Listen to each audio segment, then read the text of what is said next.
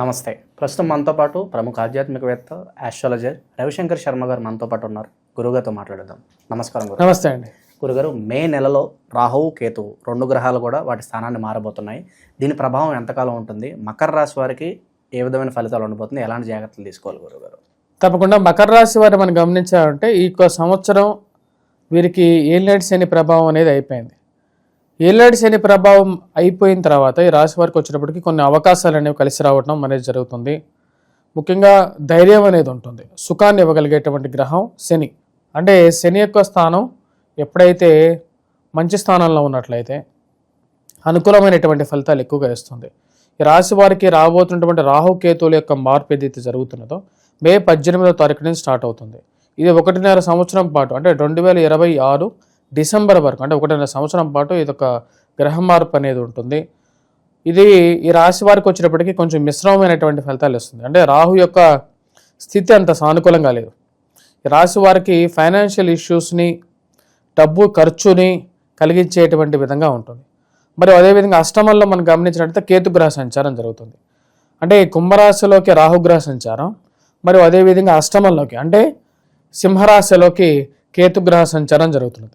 కేతుగ్రహ సంచారం అష్టమంలోకి జరిగినప్పుడు ఆరోగ్యపరంగా జాగ్రత్తలు అనేవి తీసుకోవాలి. అధికమైనటువంటి ఖర్చు విషయంలో కూడా కొంచెం జాగ్రత్త అనేది ఉండాలి. కుటుంబాన్ని అనుకూలంగా ఏర్పరచుకోవడానికి ఎక్కువగా ప్రయత్నం చేయాలి. ఖర్చు పెట్టే ప్రతి రూపాయిని లెక్క బేరీజ్ వేసుకుంటూ చేయాలి. ఎందుకంటే ఈ రోజుల్లో డబ్బు మన దగ్గర ఉన్నప్పుడే డబ్బు మన చేతి దాటిపోతే అది మన డబ్బు కాదు, ఖర్చు అనేది ఎక్కువగా అవుతున్నది అని చెప్పి ఒక ఆలోచనకు రాగలుగుతారు. మరియు అదేవిధంగా ఈ రాశిలో ఉండేటువంటి వారు ఇరుగు పొరుగు సఖ్యత విషయంలో కూడా జాగ్రత్తగా ఉండాలి. అంటే కోపాన్ని కొంచెం జాగ్రత్త పరుచుకొని మాట్లాడాలి. ఎదుటివారితో మాట్లాడేటప్పుడు ఒక విషయాన్ని అయినా సరే జాగ్రత్తగా మనం మాట్లాడే విధానం ద్వారానే మనకు సంఘంలో వచ్చేటువంటి గౌరవము, గుర్తింపు అనేది ఉంటుంది. గతంలో గురువు యొక్క అనుకూలత అనేది అనుకూలంగా ఉంది. ఈ సంవత్సరం కూడా ఈ రాశి వారికి సువర్ణమూర్తిగా గురువు ఉన్నాడు. అంటే షష్టమంలోకి గురుగ్రహ సంచారం సువర్ణమూర్తిగా మారుతున్నాడు. సువర్ణమూర్తిగా మారినటువంటి గురువు యోగాన్ని ఇవ్వగలుగుతున్నాడు. వృత్తిపరంగా, వ్యాపారపరంగా అనుకూలంగా ఉంటుంది. రాజకీయ అనుకూలత, విద్యార్థులకి అనుకూలమైనటువంటి ఫలితాలు ఇవ్వగలుగుతుంది. వివాహ ప్రయత్నాల్లో కూడా అనుకూలంగా ఉంటుంది. కానీ వివాహ బంధంలోకి అడుగుపెట్టినటువంటి తర్వాత నుండి ఆ వివాహాన్ని నిలుపుకోవడమే చాలా ముఖ్యం. పెళ్లి చేసుకోవడం అనేది అందరూ చేసుకుంటారు, కానీ కొంతమంది ఆ మ్యారీడ్ లైఫ్ని ఎక్కువ సంవత్సరాలు జీవిస్తూ ఉంటారు. లేని వాళ్ళు ఏం చేస్తారంటే 2వ వివాహం చేసుకోవటం, 3వ వివాహం చేసుకోవటం, లేకుంటే అక్కడ కూడా తన్నుకొని రోడ్డు మీద పడటం. అంటే అక్కడ ఉన్నటువంటి సమస్యలు, ఆ యొక్క సమస్యల వల్ల వచ్చినప్పటికీ వాళ్ళ సమస్యల వలయంలో చిక్కుంటూ ఉంటారు. ఈ రాశిలో ఉన్నటువంటి వారికి రాబోతున్నటువంటి సంవత్సరంలో కొన్ని జాగ్రత్తలు అనేవి తీసుకోవాలి. ముఖ్యంగా వైవాహిక జీవితంలోనూ, ఇరుగు పొరుగు సఖ్యత విషయంలోనూ, గౌరవాన్ని పెంపొందించుకోవటంలో ఒక గ్రూప్ ఏంటంటే ఇప్పుడు మనకు ఎప్పుడైనా సరే ఒక మంచి పేరు వస్తున్నప్పుడు, ఇప్పుడు ఈ రాశి వారికి రాబోతున్నటువంటి ఈ యొక్క సంవత్సరంన్నరలో మంచి అవకాశాలు అనేవి వస్తాయి. అవకాశాలు వచ్చినప్పుడు ఏం చేస్తారు, అవకాశాలకి ఎదుర్కొనే ధైర్యం లేనటువంటి వారు వీరికి బ్యాడ్ ప్రాపగాండా చేసేటువంటి వాళ్ళు సొసైటీలో ఎక్కువ అవుతారు. వీరు మంచి వాళ్ళు కాదు, వీరికి అది అలాంటి వాళ్ళు, ఇలాంటి వాళ్ళు చెప్పేటువంటి వాళ్ళు ఎక్కువ అవుతారు. మరియు అదేవిధంగా స్థిరచరాస్తులు కొనుగోలు చేసే సమయంలో కూడా జాగ్రత్తగా ఉండాలి. ఆ యొక్క డాక్యుమెంట్స్ని చెక్ చేసుకోవటం, ఆ డాక్యుమెంట్స్ విషయంలో ఎవరో ఏదో మాట చెప్పారని చెప్పి, బంధువులు ఏదో అది చెప్పారు ఇది చెప్పారని చెప్పి మాటల మీద నమ్మి ఇన్వెస్ట్మెంట్లు చేయటం, ఇలాంటి పనులు చాలా వరకు ఈ రోజుల్లో జరుగుతున్నాయి. ఎవరో ఏదో అనుకుంటారని చెప్పేసి వీళ్ళకి అవసరం లేకపోయినా ఇన్సూరెన్స్లకి, పాలసీలకి డబ్బులు కట్టడాలు, మరి ఎవరో ఏదో అనుకుంటారని చెప్పి ఎక్కడ ల్యాండ్ కొనుక్కోవటం. అంటే అది డెవలప్ అవుతుందా లేదా అనేది దట్ ఈస్ ఇంమెటీరియల్. అంటే ఇక్కడ ఏమవుతున్నదంటే వారికి జరుగుతున్నది ఏంటంటే ఒక అటాచ్మెంట్, వాళ్ళు ఏమనుకుంటారో అనేటువంటి స్థితిలోకి వీళ్ళకి ఇన్వెస్ట్మెంట్ చేసేస్తారు. తర్వాత నాలుగు గరుచుకొని దానికి ఈఎంఐలు కట్టాల్సింది వీళ్ళే కదా, కట్టేసేస్తే ఆ రోజు ఖుషిగా ఉంటారు, ఒక మంచి టీ తాగుతారు, హ్యాపీగా మాట్లాడతారు, వారికి రావాల్సిన కమిషన్ అనేది వస్తుంది. కాకపోతే తర్వాత ఆ యొక్క బాధను భరించాల్సింది వీళ్ళే. కాబట్టి ఈ రాశిలో ఉండేటువంటి వారు ఆ విషయంలో జాగ్రత్తగా ఉండాలి. కాకపోతే ఈ సంవత్సరం ఈ రాశి వారికి అనుకూలంగానే ఉంది. వివాహ ప్రయత్నాల్లో కూడా అనుకూలంగా ఉంటుంది. ఎందుకంటే షష్టమంలో ఉన్నటువంటి గురువు ఈ యొక్క సంవత్సరం షష్టమంలోనే కొనసాగట్ల, అంటే సువర్ణమూర్తిగా ఉండి మళ్ళీ రజతమూర్తిగా కూడా మారుతున్నాడు. అక్టోబర్ 18వ తారీఖు నుండి డిసెంబర్ వరకు, అంటే తన యొక్క మార్పు అనేది షష్టమం నుంచి, అంటే ఇప్పుడు ఉన్నటువంటి మిథున రాశులకి ఎప్పుడైతే మే 14వ తారీఖున ప్రవేశిస్తున్నాడో గురువు, మే 14 నుండి అక్టోబర్ 18 వరకు అక్కడే ఉంటాడు. అక్టోబర్ 18 తర్వాత మిథునం నుంచి కర్కాటకంలోకి ఉచ్చస్థానంలోకి వెళ్ళిపోతున్నాడు. ఉచ్చస్థానంలోకి వెళ్ళి అక్కడ యోగాన్ని ఇవ్వగలుగుతున్నాడు. మళ్ళీ అక్కడ వక్రగతిలో నవంబర్ 11వ తారీఖున మళ్ళీ వెనక్కి వస్తున్నాడు. ఈ యొక్క పరిస్థితి చాలా రేర్గా జరుగుతుంటుంది అన్నమాట. ఎప్పుడు వివాహ ప్రయత్నాల్లో కూడా అక్టోబర్ నుంచి డిసెంబర్ వరకు ఈ రాశి వారికి అనుకూలత మరియు వక్రత్వం పొందినప్పుడు ఆ యొక్క షష్టమ గ్రహ ఫలితాన్ని ఇవ్వగలుగుతాడు. ఆరోగ్యపరంగా కొంచెం ఇంప్రూవ్మెంట్ ఇవ్వడం, వయోవృద్ధులు ఈ యొక్క సంవత్సరం కొంచెం బెటర్మెంట్ అనేది పొందగలుగుతారు.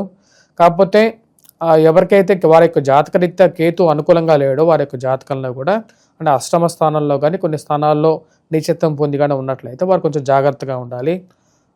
ఆరోగ్యపరంగా కొంచెం ఎక్కువగా ఎఫెక్ట్ అవుతూ ఉంటుంది.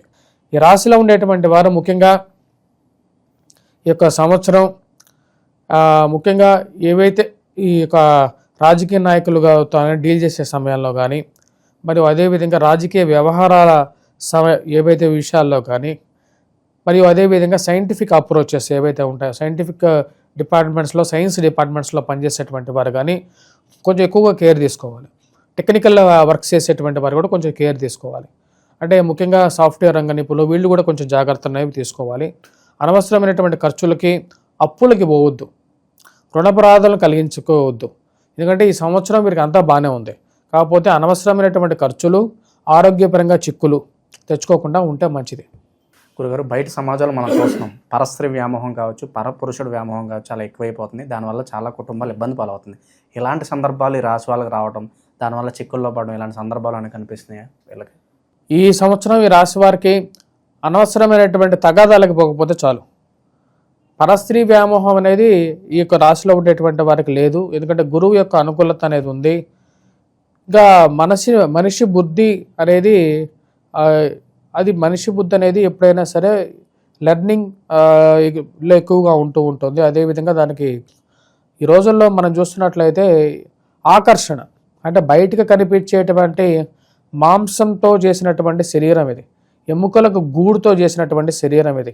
ఈ యొక్క శరీరం గురించి అంత తాపత్రయపడాల్సినటువంటి అవసరం లేదు. ఇది ఆది శంకరాచార్యులు చెప్తారన్నమాట. అంటే పూర్తి జ్ఞానం లేనటువంటి వాడు ఇలాంటి చిన్న చిన్న వ్యామోహాలకి లోనవుతూ ఉంటాడు. అసలు ఎవరైతే పుస్తక పఠనం చేస్తూ ఉంటారో, ఎవరైతే అద్వైత సిద్ధాంతాన్ని పూర్తిగా తెలుసుకుంటారో, అసలు నిజమైనటువంటి ఆత్మజ్ఞాన పరిశీలన గురించి ప్రయత్నం చేస్తూ ఉంటారో, నిజమైనటువంటి హైందత్వం ఏం చెప్తుంది? మనిషి హిందూ మతంలో, హిందూ తత్వంలో అంటే హైందవత్వంలోనే తన జీవితంలో లక్ష్యం ఏంటి చెప్పండి? ఏంటి ఆ లక్ష్యం? తను పొందాలనుకునేటువంటి లక్ష్యం ఏంటంటే ఆత్మజ్ఞాన పరిశీలన, మోమోక్షువుగా మారటం, అంటే ఇహసుఖాలను వదిలేయటం. ఇహసుఖాల్లో ఏంటి? ఇవన్నీ మోక్షం పొందాలి. అదే మోక్షం పొందాలి, మోక్షాన్వేషణ చేయాలి, అంటే దైవాన్వేషణ చేయాలి. దీనిలో కులము మతము ఏబీ సంబంధం లేదు. అంటే కులము మతము అంటే ఏంటంటే కులము మతము అంటే మతం అనేది వచ్చేటప్పటికి హిందూ అనేది ధర్మం, హిందూ మతం అనేది ధర్మానికి సంబంధించింది. అంటే ఎన్నో కులాలు ఉన్నప్పటికీ కూడా వీరందరూ కూడా ఫాలో అయ్యేది హిందూ ధర్మాన్ని ఫాలో అవుతారు. ఇక హిందూ ధర్మంలో వచ్చేటప్పటికి ఇక్కడ వీరు మెయిన్గా వారి ధర్మాలు సపరేట్గా ఉన్నప్పటికీ కూడా అన్నీ కలిసి ఒకే కోవలోకి వెళ్తాయి. అంటే నదులన్నీ ఎన్ని ఉన్నా సరే సముద్రంలో కలిసినట్లుగా సముద్రం లాంటిది ఈ యొక్క మతం. ఈ యొక్క మతంలో వచ్చేటప్పటికి అందరికీ తెలుసుకోవాల్సింది ఏంటంటే వారి చివరికి అంటే మోక్షాన్ని పొందాలి, దేవుణ్ణి గురించి అన్వేషణ చేయాలి, అంటే సత్యాన్వేషణ చేయాలి. సత్యాన్వేషణలో నీకు కులము అవసరం లేదు, మతము అవసరం లేదు, దేవుడి గురించి పూజ చేయాల్సిన అవసరం లేదు, అసలు ఏమీ చేయాల్సిన అవసరం లేదు. అలాంటి అంటే ఒక స్టేజ్ అన్నమాట అది. అంటే దీన్ని అర్థం చేసుకునే వాళ్ళు అర్థం చేసుకుంటారు. దీనికి అంటే ఇనీషియల్ స్టేజెస్లో హిందూ ధర్మంలో ఎలా ఉంటుందంటే మనకు వ్రతాలు, పూజలు, హోమాలు, యజ్ఞాలు అనే ఉంటాయి.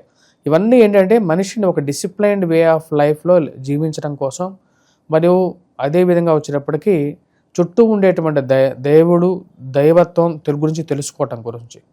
చివరిగా వచ్చేటప్పటికి ఇంక ఎక్స్ట్రీమ్ స్టేజ్ అంటే నువ్వు ఎప్పుడైతే సన్యాసం తీసుకొని సత్యాన్వేషణ అంటే మోక్షం గురించి ప్రయత్నం చేస్తూ ఉంటావో అప్పుడు నీకు ఇవన్నీ ఉండవు. ఇవన్నీ చేయాల్సినటువంటి అవసరం లేదు నీకు. అంటే ఇక కర్మం కూడా చేయకూడదు. అంటే కర్మ అంటే ఏంటి? ఉద్యోగం కూడా చేయకూడదు. నీకు ఎవరైనా ఏదైనా పెడితే తినాలి, లేని పక్షంలో నువ్వు భిక్షాటన చేసి వారు ఏదైనా ఇస్తే తినేసి దాని తర్వాత నువ్వు తపస్సులో ఉండాలి. తపస్సులో ఉండి సత్యాన్వేషణ గురించి చేయాలి. ఇదంతా ఒక పెద్ద టాపిక్. ఇది యాక్చువల్గా వచ్చేటప్పటికి ఈ రాశి వారికి, మకర రాశి వారికి అనుకూలంగానే ఉంది ఈ యొక్క సంవత్సరం. అనవసరమైనటువంటి అంటే మీరు ఇందాక అడిగినటువంటి ఎందుకని స్త్రీల వ్యామోహం జరుగుతుంది అంటే అది పరిజ్ఞాన లోపం. మన తల్లిదండ్రులు మనకు అవన్నీ నేర్పించాలి. మన హిందూ మతంలో ఉండేటువంటి గొప్ప సంస్కృతి నేర్పించాలి. అన్య స్త్రీల గురించి, అన్య పురుషుల గురించి, ఇలాంటి విషయాల గురించి ఆలోచించకూడదు. ఎందుకంటే మనకు సమాజం అనేది ఒకటి ఉంది, కొన్ని కట్టుబాట్లు అనేవి ఉన్నాయి. దానివల్ల పిల్లలు ఎఫెక్ట్ అవుతారు, వారి జీవితాలు కూడా ఎఫెక్ట్ అవుతాయి. అదేవిధంగా ఖర్చు విషయంలో జాగ్రత్తగా ఉండండి.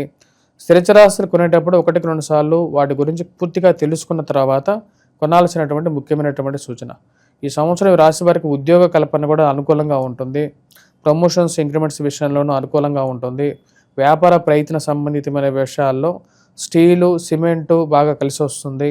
కాంక్రీట్ హౌస్ కన్స్ట్రక్షన్ చేసి అమ్మటం, బంగారం కులవృత్తులు చేసేటువంటి వారు, హ్యాండ్ క్రాఫ్ట్ చేసేటువంటి వారు, మరియు అదేవిధంగా ఫిల్మ్ ఇండస్ట్రీస్లో పనిచేసేటువంటి వారికి కూడా అనుకూలమైనటువంటి ఫలితాలు గోచరిస్తూ ఉన్నాయి.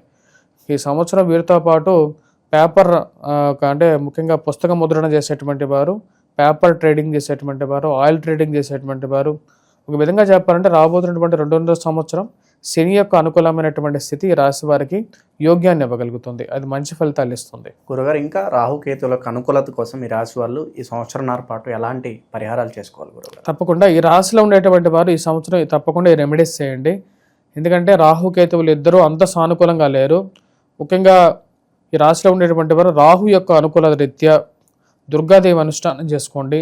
నవరాత్రులు ఏవైతే రాబోతున్నాయో అంటే ఆశ్వీజ మాసంలో వచ్చేటువంటి నవరాత్రులు లేని పక్షంలో ముందుగానే అయినా సరే మీరు 40 రోజుల మండల దీక్ష చేయండి. 40 రోజుల మండల దీక్ష చేయటం వల్ల ఏమవుతుంది అంటే ఆ కింద ఒక ఎర్రటి క్లాత్ వేసేసి పైన అమ్మవారి యొక్క విగ్రహాన్ని పెట్టేసేసి 40 రోజుల పాటు అమ్మవారి గురించి అంటే డైలీ అమ్మవారి అష్టోత్తరం చేసుకోవటం, అది ఒక పూట భోజనం చేయటం, దాని తర్వాత కటిక నేల మీద పడుకోవటం. సమస్యలు ఎక్కువగా ఉన్నట్లయితే, సమస్యలు తక్కువగా లేని పక్షంలో ప్రతి బుధవారం ఎర్రటి కుంకుమ పెట్టుకోండి, ఎర్రటి వస్త్రాన్ని ధరించండి. ఇది అనుకూలంగా ఉంటుంది. ఫైనాన్షియల్గా ఉన్నటువంటి కొన్ని ఇష్యూస్ నుంచి కూడా కొంచెం దూరం చేయగలుగుతుంది. ఈ రాశిలో ఉండేటువంటి వారు అత్తామామళ్ళు కానీ లేకపోతే ఇలాంటి ఇష్యూస్ ఎక్కువగా ఉంటాయి. మ్యారేజ్ అంటే ఇలాంటి మధ్యలో మూడో వ్యక్తి ప్రమేయాలు ఎక్కువగా కలిగి కొంచెం బాధపడుతుంటారు. వారు మటుకు కంపల్సరీగా దుర్గాదేవిని ఎక్కువగా పూజించండి. ఇది కొంచెం రిలీఫ్ అనేది ఇవ్వగలుగుతుంది. ఈ రాశిలో ఉండేటువంటి వారు ముఖ్యంగా కేతుగ్రహ ఆరాధన కూడా చేయాలి. కేతుగ్రహ ఆరాధన కోసం ఈ రాశిలో ఉండేటువంటి వారు ఒక తెల్లటి వస్త్రాన్ని తీసుకొని దాన్ని 7 ముక్కలుగా కట్ చేయండి, కొత్త వస్త్రాన్ని. దాని తర్వాత ప్రతి బుధవారం ముఖ్యంగా ఏం చేస్తారంటే ఒక పిడికిళ్ళతో ఈ యొక్క ఉలవలు తీసుకొని ఆ యొక్క వస్త్రంలో కట్టి తలగడ కింద పెట్టుకొని రాత్రి నిద్రపోయే సమయంలో ఉదయం నిద్ర లేచిన తర్వాత దాన్ని తీసుకొని స్నానం చేసిన తర్వాత ఒక గుడ్డని మిద్దెపైకి వెళ్ళేసేసి ఓపెన్ చేయండి. ఓపెన్ చేసేసి అక్కడ పక్షులు ఏదన్నా ఉంటే వాటికి ఆహారంగా పెట్టండి, నివేదనగా పెట్టండి. ఈ విధంగా చేయండి. అదేవిధంగా ఇలా 7 వారాలు అయిపోయిన తర్వాత 8వ వారం వచ్చేటప్పటికి దగ్గరలో ఉన్నటువంటి వినాయకుడు ముఖ్యంగా వచ్చేటప్పటికి సౌత్ డైరెక్షన్లో అంటే సౌత్ ఫేసింగ్లో ఉండేటువంటి వినాయకుడుని సిద్ధి వినాయకగా మనం అంటూ ఉంటాం అన్నమాట. ఆ యొక్క సిద్ధి వినాయక దేవాలయం ఉన్నట్లయితే అక్కడ దేవాలయంకి వెళ్ళండి, లేకపోతే మా ఊరి వినాయకుడు దేవాలయానికైనా వెళ్ళండి. అక్కడ మీ పేరు మీద అష్టోత్తరం చేయించుకోండి, అర్చన చేయించుకోండి. ఇది మంచి ఫలితాలు ఇవ్వగలుగుతుంది. చాలా బాగా వివరించారు గురుగారు. ధన్యవాదాలు.